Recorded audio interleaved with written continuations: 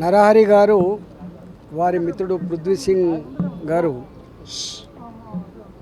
ఓబీసీల పోరుబాట అనే పుస్తకాన్ని ఎలా ఆవిష్కరించారు.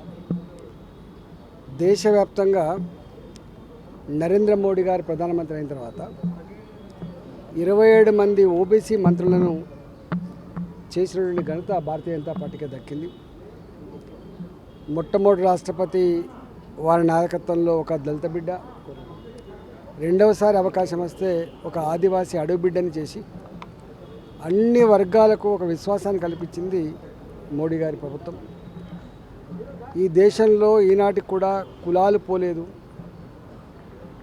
కులాలు ఉన్నంత వరకు వాళ్ళ హక్కుల కోసం అడుగుతూ ఉంటారని చెప్పి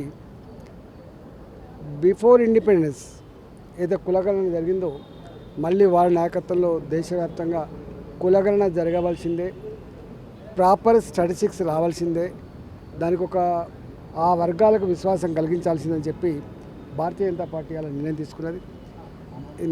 రాబోయే కాలంలో అది సఫలమై తప్పకుండా దాని ఫలితాలు అందించడంలో భారతీయ జనతా పార్టీ ముందు బాగానే ఉంటుందని చెప్పి తెలియజేస్తూ ఉన్నాం. ఇతర రాష్ట్రాల్లో కూడా ముఖ్యమంత్రి నియామకం చేస్తున్న సందర్భంలో ఇవాళ అన్ని వర్గాలకు విశ్వాసం కలిగించాలనే ఉద్దేశంతో వాళ్ళు ఓబీసీలు కావచ్చు, ఇతర వర్గాలు కావచ్చు, సముచిత ప్రాధాన్యత ఇస్తున్నటువంటి పార్టీ భారతీయ జనతా పార్టీ.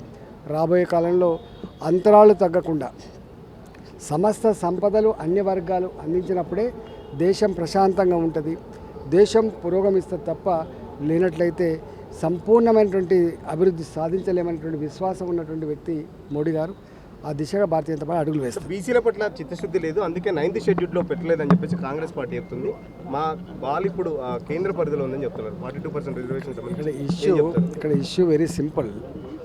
ఇంతకుముందు వారు చెప్పినట్టుగా ప్రాపర్ అంటే కమిటీ ఓబీసీల జనాభా లెక్కల కోసం ప్రాపర్ కమిటీ వేసి ప్రాపర్గా చేయాలి. ఎన్ని రోజులు చేసింది ఇక్కడ, ఎవరు చేసింది ఇక్కడ, వాళ్ళకు నిజాయితీ ఉంటే కమిషన్ అప్పచెప్పి దానికి కొంత టైం ఇచ్చి దానికి కొంత నిధులు కేటాయించి ప్రాపర్ స్టాటిస్టిక్స్ వచ్చి ప్రాపర్ పద్ధతిలో పంపిస్తే భారతీయ జనతా పార్టీ సిద్ధంగా ఉంది. కానీ వాళ్ళకి నిజాయితీ లేదు, కేవలం డ్రామా చేయడం, ఓట్ల కోసం చేసే ప్రయత్నం తప్ప ఇంకోటి కాదు అని అలా అర్థమైంది. మమ్మల్ని చూస్తే దేశవ్యాప్తంగా కులగణన కూడా చేస్తున్నారని చెప్పేసి మేమే రోల్ మోడల్ అని చెప్తున్నారు. 77 ఏళ్ళు 40 ఏళ్ళు పాలించింది ఆ పార్టీ, మరి ఎందుకు చేయలేకపోయింది?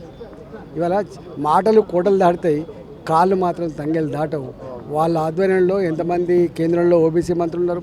ఇంతెందుకు ఈ దరిద్రం, ఈ రాష్ట్రాన్ని పాలించిన పార్టీ భారతీయ కాంగ్రెస్ పార్టీ. ఒక్కనాడైనా ఒక ఓబీసీ ముఖ్యమంత్రి చేయని పార్టీ వాళ్ళు మాట్లాడితే దయ్యాలు వేదాలు వల్లించినట్టు ఉంటుంది.